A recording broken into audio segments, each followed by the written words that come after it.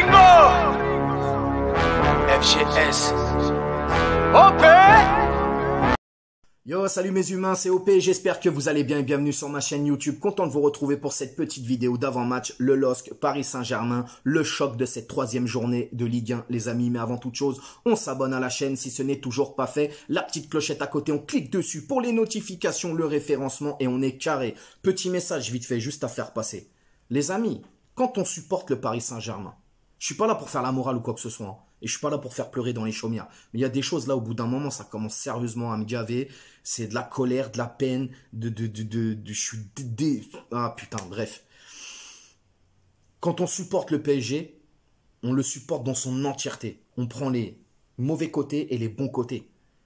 Et j'ai l'impression, en ce moment, il y a un truc, moi, qui commence sérieusement à me chauffer les oreilles, les gars, je vous dis la vérité. C'est cette passion, hein, parce que c'est une passion, j'ai envie de dire, de toujours essayer de chercher le drama et de le mettre en avant. Mbappé, Neymar, Messi, du sang, des bagarres, le drama, les patatis, les patatas. Alors oui, en parler, c'est important, parce qu'il faut en parler. Mais au bout d'un moment, là, toujours faire ça. Toujours ramener ça sur le devant de la scène. Pourquoi, je ne sais pas. Et en même temps, à côté de ça, tu vas traiter des informations quand même plutôt importantes, j'ai envie de te dire. Les gens sont complètement désintéressés. Rien à foutre. Ah ouais. Les gars, c'est quand même incroyable.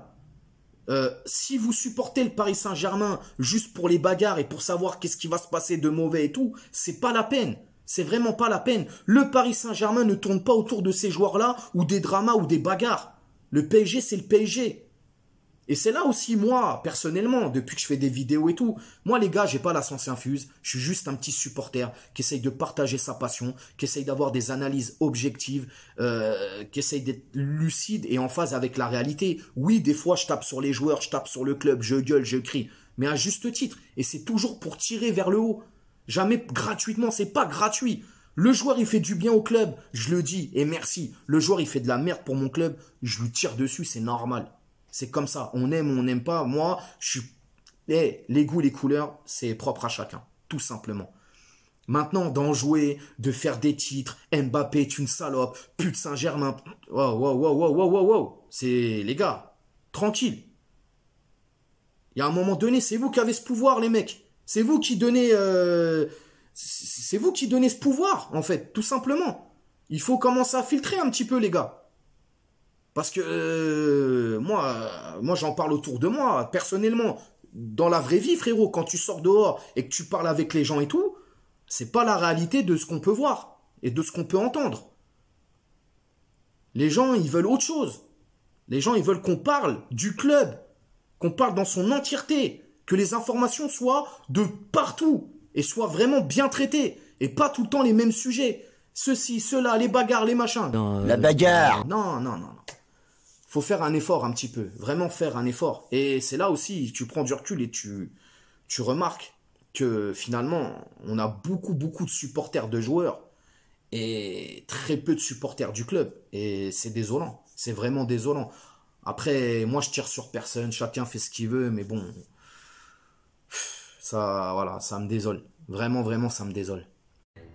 Tu vas chialer? Bref, on va parler aussi d'une petite info qui quand même, je trouve, est très grave par rapport à nous. En tout cas, si ça ne va pas au bout, c'est Eric Junior d'Inaim Bimbe, les gars. Donc hier, comme vous savez, il est parti s'engager avec Francfort, il a pris son avion et il a passé sa visite médicale. Sauf que pendant la visite médicale, ils se sont rendus compte qu'il y avait une malformation derrière un de ses genoux. Poto, on connaît les Allemands. Les Allemands, c'est la rigueur, c'est le travail. Et eux, ils laissent pas passer. Alors, normalement, on ne devrait pas avoir d'impact sur ce transfert. Mais admettons, dans l'hypothèse que finalement, le club allemand se rétracte et dise non, on n'accepte pas le problème, machin et tout. Il revient à Paname. Je peux vous dire que le staff la médical du PSG, c'est zéro pointé, les gars. Parce que si les Allemands, ils l'ont vu et pas nous, c'est très grave. C'est faute professionnelle. C'est une faute professionnelle, je vous le dis. Moi, tout le monde dégage. Hein. Moi, je vous le dis, Dinaï Bimbe, il revient au club. Je suis Nasser, tout le monde dégage. Monsieur, mets-toi à côté. Tu n'es pas avec nous. Tout le staff médical, c'est zéro. Donc, j'espère, normalement, il ne devrait pas avoir Normalement, ça devrait se faire, tu vois, mais c'est quand même... Waouh, c'est... Putain, toujours des galères. Bref, on va aussi parler du fair play financier. Vous l'avez vu, hein, le Paris Saint-Germain a des amendes, 30 millions d'euros à payer. Je crois ils ont 3 ans pour le faire. Ça va être bon, mais voilà. Quand je vous dis, les gars, que le fair play financier, il est derrière nous, il attend qu'on fasse le mauvais pas pour nous défoncer les jambes et nous mettre au sol, c'est réel, les gars, c'est réel. En plus, on le voit avec l'enveloppe de ce mercato, 80 millions, c'est compliqué. Regardez Skriniar, finalement, c'est mort. Paris peut pas mettre plus de 50 millions, et même les 50 millions, on les a pas, puisqu'il faut qu'on fasse partir des joueurs pour les avoir. C'est compliqué, les gars, c'est vraiment compliqué. En tout cas, on va vraiment rentrer dans le vif du sujet, ce qui nous intéresse. Lille, Paris Saint-Germain, 3e journée de Ligue 1, le choc, hein, on peut le dire, comme je l'ai dit en début de vidéo dans l'intro. Stade Pierre-Mauroy, les gars, coup d'envoi 20h45 et retransmis sur Prime Video. Paris, le Paris Saint-Germain, alors déjà on va commencer avec Lille, puisque c'est Lille qui nous reçoit. Lille est 4e avec 4 points. Le PSG, lui, est premier provisoirement, puisque cet après-midi, je crois que Monaco affronte le RC Lens, donc... il y aura forcément un gagnant, ou voire peut-être match nul en tout cas. Et il y a Marseille-Nantes, si je dis pas de bêtises. Et en tout cas, entre Monaco, Lens et Marseille, s'il y en a un des trois qui gagne, celui qui aura le plus de points, en tout cas, montera premier. Oh merde! Oh, c'est con ça! Donc c'est pour ça que je dis qu'on est premier provisoirement. Sur les 2 premiers matchs de Ligue 1, Lille c'est 1 victoire et 1 nul. Nous, c'est 2 victoires. Clermont-Montpellier. Sur les 10 derniers matchs, face à face, toute compétition confondue entre le Paris Saint-Germain et Lille. Pour Lille, c'est 3 victoires, 1 nul et 6 défaites. Pour le PSG, c'est 6 victoires, 1 nul et 3 défaites. Il faut le dire quand même, hein, que Lille est une équipe qui nous a beaucoup fait défaut, hein, ces dernières années quand même. C'est une équipe qui nous a beaucoup embêté, hein, dans les compétitions Coupe française, etc. Et puis surtout en championnat. Que dire de Lille, les gars? C'est une équipe déjà qui a un nouvel entraîneur, hein, Paulo Fonseca, qui arrive de la Roma, je crois, qui a aussi entraîné à Shakhtar Donetsk. C'est un nouveau jeu, c'est un nouveau style, conservation du ballon, ça joue bien. On n'est plus à la Gourvenec, tu sais, bloc bas, tu prends le ballon et puis tu fais contre-attaque, etc. Ça essaye de jouer, etc. Ils ont perdu quand même pas mal de joueurs. Ils ont perdu Burak Yılmaz, Selic, Botman. Et ils ont perdu Renato Sanchez, mon gars, qui s'est engagé avec le Paris Saint-Germain. Sinon, à côté de ça, je pense que ça va être une belle opposition, les gars. Ils se sont aussi forcément renforcés. Ils ont acheté Bayo, le jeune Bayo de Clermont. 13 millions d'euros. Hein. Clermont, ils ont fait un braquage, c'est bien. Et ils ont aussi mon compatriote corse, Rémi Cabella. Ayo frade, Doumane piano piano et nous campu. Hein, s'il te plaît. Eh oui. Odoumé, viens voir, rien de nouveau!